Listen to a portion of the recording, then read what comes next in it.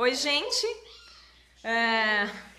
Vamos começar a nossa primeira conversa de hoje, nosso primeiro encontro, falando de um tema que tem sido bem recorrente e que a gente começou a abordar e aí já começa a florescer mais ideias, mais sugestões, com a participação dos parceiros que têm outra percepção.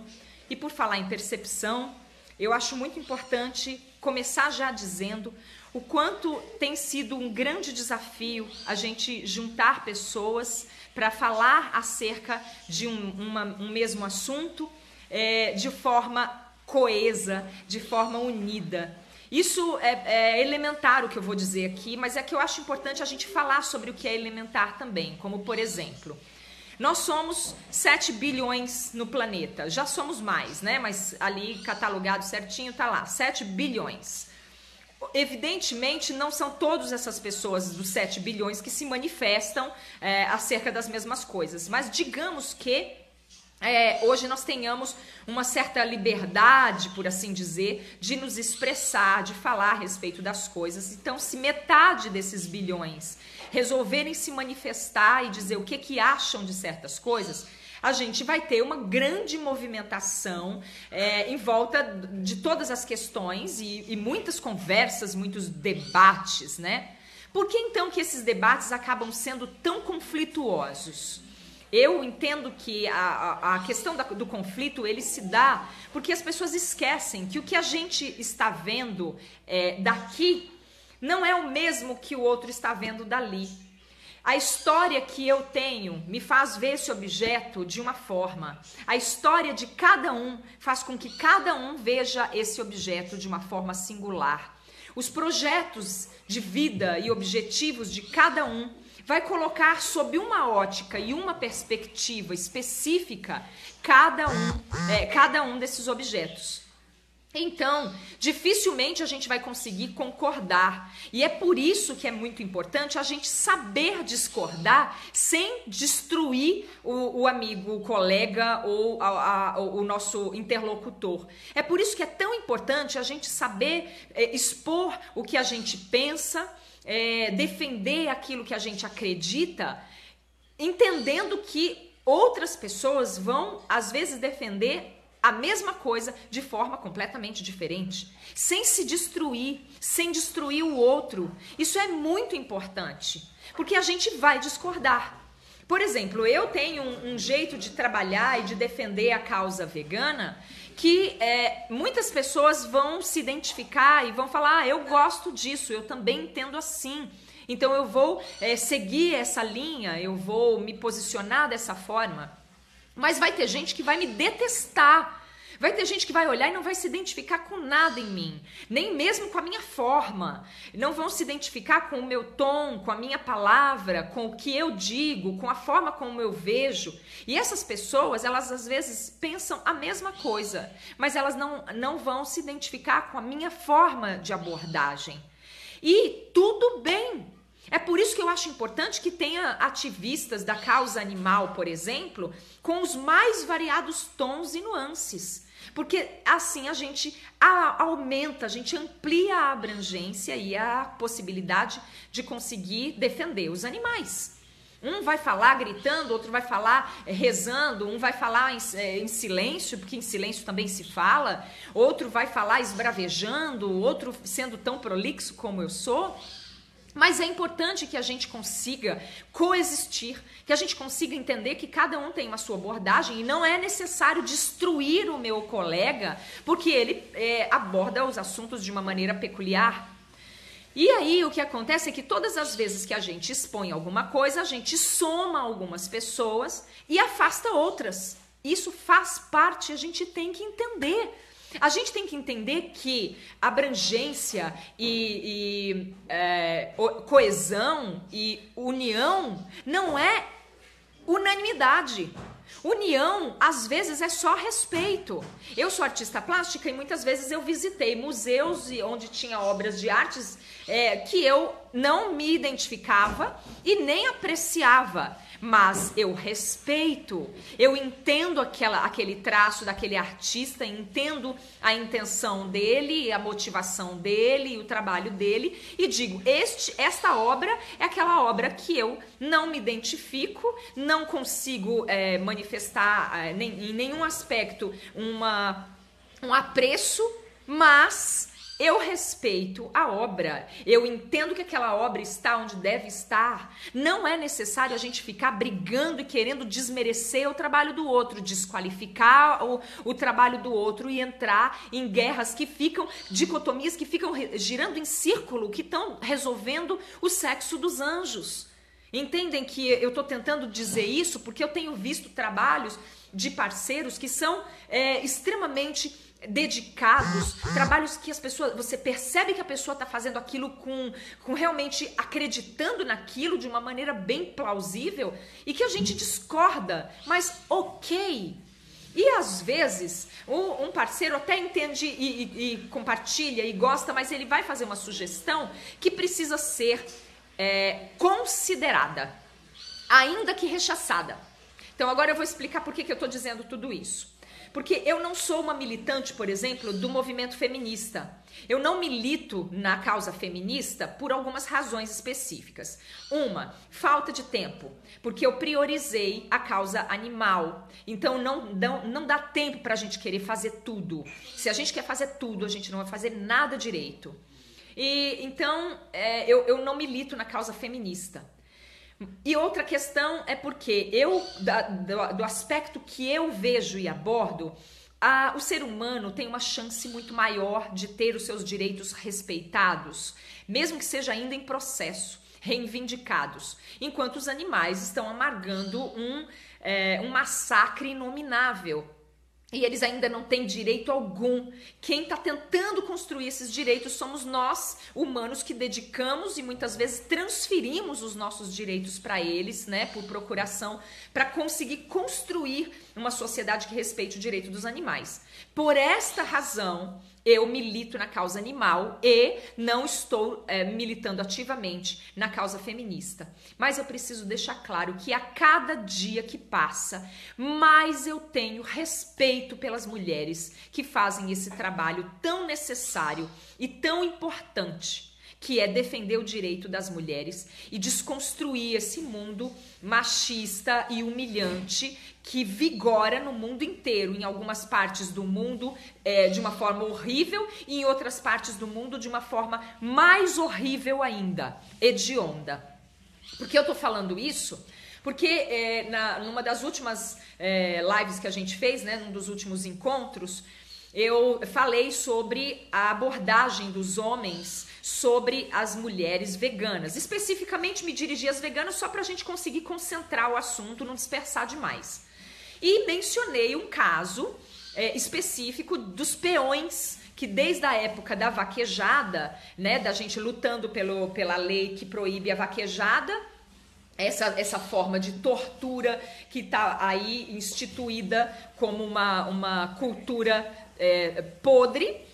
Esses vaqueiros, especificamente, esses vaqueiros têm se manifestado de uma maneira grosseira, violenta, especialmente violenta e constrangedora em cima das mulheres. E aí eu vi muita parceira, inclusive muita garota, adolescente, me mandando mensagem dizendo: Nana, eu tenho sido abordada assim, assado, os vaqueiros chamam a gente de puta, os vaqueiros chamam a gente de vadia, vagabunda, falam que a gente tá com falta de sexo, que a gente defende o direito dos animais porque a gente não pegou um homem para arrochar. Inclusive a gente viu vídeos sobre isso. E aí eu fiz uma conversa em que eu me manifestei de maneira veemente sobre isso. E aí alguns parceiros me fizeram uma sugestão, inclusive muito respeitosa e amável mesmo, gentil, me dizendo para não fazer, não responder, porque esses caras são dignos de desprezo e que a gente... O ideal seria que a gente não se desgastasse respondendo. Bom, então eu apreciei essa sugestão, eu agradeci a posição mediadora dos parceiros, mas eu preciso dizer por que é que eu discordo disso de uma forma cabal. Eu discordo dessa ideia de que a paz precisa ser o tempo todo passiva. Veja bem, não pacífica, estou falando de passiva. Que a paz aguarde a consciência dos ignorantes, obscuros e violentos. Eu sou contra a gente esperar sentada por gerações e gerações até que os nossos violentadores e violadores e abusadores parem por cansaço de nos bolinar, de nos violar, de nos violentar. Paz sem voz não é paz, é medo. Essa frase dessa música é uma das mais inspiradoras do meu trabalho. Porque se eu quero uma paz individual, eu até posso, de repente, tentar essa paz individual conversando com as pessoas, ficando quieta, ficando calada, eu posso fazer isso. Mas se eu quero uma paz coletiva, eu preciso me dar a obrigação de ser também uma educadora. A gente precisa ter posicionamentos mais claros para que essas pessoas parem de fazer isso. Outra coisa, e aí eu vou defender uma certa intersecção. Eu não acho que a intersecção de direitos dentro do veganismo ela seja muito legal. Porque eu acho que o que acontece é que quando a gente coloca causas humanas dentro da causa animal, a gente acaba diluindo de novo essa luta, essa defesa. E a gente acaba, em alguma instância, priorizando. Enquanto a gente não resolve as pendengas humanas, a gente não consegue defender os animais, porque toda hora é hora da gente cuidar do fulano. Um é porque é pobre, o outro é porque é massacrado, o outro porque é oprimido, o outro porque tá com fome, o outro porque tá com raiva, o outro porque tá com medo. E a causa animal vai ficando um fiozinho de seda fino que a gente não consegue nem arrimar nenhum direito nisso. É muito difícil a gente conseguir. Mas, de qualquer maneira, a gente precisa respeitar a importância de fazer o inteiro. Enquanto a gente está permitindo que essas pessoas sejam violentas e elas fiquem, a gente faz que não está vendo, elas não se conscientizam nunca. Eu vou falar de novo de um caso que eu ainda vou repetir a exaustão. As pessoas têm mania de dizer que a gente não tem que responder os abusadores, porque assim eles se cansam, a melhor forma é ignorá-los. Mas só quem passa por violência sabe o quanto essa passividade nos faz aguardar sentados e quase que eternamente alguma mudança. Muitas vezes leva uma geração ou muitas gerações para a gente sentir uma mudança assim. Eu passei por abuso sexual aos 5 anos de idade. Era um amigo da família. E ele me silenciou de uma forma que os abusadores costumam fazer mesmo, dizendo que você não vai receber credibilidade se você denunciar. E eu fiquei calada. Claro, uma criança de 5 anos não tem discernimento suficiente para pensar se aquilo vai ser melhor fazendo assim ou melhor fazendo assado. O impacto, o choque, o trauma, a dor é tão grande que a gente não tem discernimento. Mas, de qualquer maneira, eu fiquei em silêncio. E o que me deu esse silêncio foi que ele me abusou por mais 5 anos. Então, eu fui abusada dos 5 anos aos 11 anos de idade. Então, ao primeiro ano eu poderia ter feito alguma... Eu não fiz nada, eu não falei nada, eu não denunciei, eu não fiz nada. E sabe quando foi que ele parou de me abusar?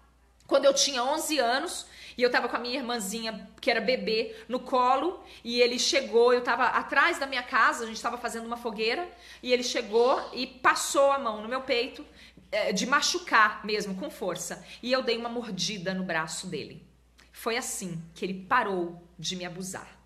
Então, esse papo de que a gente não pode falar, porque toda vez que a gente denuncia, ou a gente reclama, ou a gente grita por paz, a gente grita por respeito, a gente tá saindo do salto, se igualando a eles. Não, eu não vejo assim. E eu entendo que algumas pessoas vejam assim. Mas eu acho que só quem vê assim é quem não passou por isso. É neste momento que eu vou falar então do quanto os negros muitas vezes ficam furiosos quando os brancos vão dizer para eles que não precisa tanto. Aí eles vão dizer que não precisa tanto porque não foi com eles que aconteceu isso. A mesma coisa que as mulheres, quando um homem vem dizer que as mulheres estão sendo exageradas quando elas reivindicam direitos femininos. Aí a gente diz assim, exagerado, porque não é com você. É só por isso. Eu não acredito numa paz muda. Eu não acredito. Sabe por quê? Porque a paz muda, ela só serve quando ela já existe. Se a gente já tivesse um mundo pacífico, talvez a gente conseguisse se pronunciar em silêncio. Mas a gente vive num mundo de violência. E se a gente não fizer nenhuma tensão de exigir primeiro o respeito para depois a gente desfrutar de uma possibilidade de paz, essa paz não chega, gente, porque não está doendo neles. Se eles chamam no inbox, primeiro porque são covardes. Porque eles não chegam e se anunciam, olha, eu sou um peão, macho pra caramba, e eu tô aqui pra dizer que todos vocês que defendem animais são os viados e as mulheres são umas piranhas, umas vadias, e é falta de pinto que vocês têm. Eles não fazem isso. Eles vão lá no nosso inbox nos intimidar. Eles entram no inbox de adolescentes, de garotas, de mulheres como eu, e vão lá nos intimidar. E aí, os nossos parceiros vêm e sugerem que a gente fique quieta e ignore. Eu não posso ser